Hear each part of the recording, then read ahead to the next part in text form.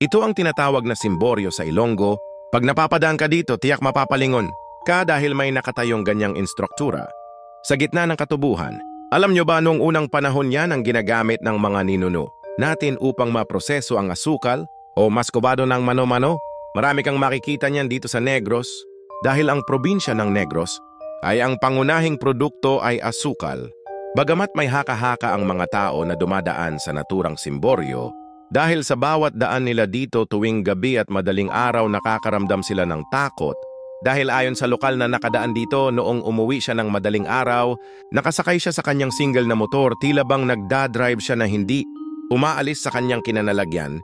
Nasa tapat siya mismo ng simboryo, kaya sabi ng mga taga doon bawat daan nila ay nagbubusina sila bilang respeto sa nakatira sa simboryo. Ang simboryo na ito ay malolocate sa Abada SK, Barangay Vista Alegre at ang may-ari daw ng simboryo ay Pamilya Beleza.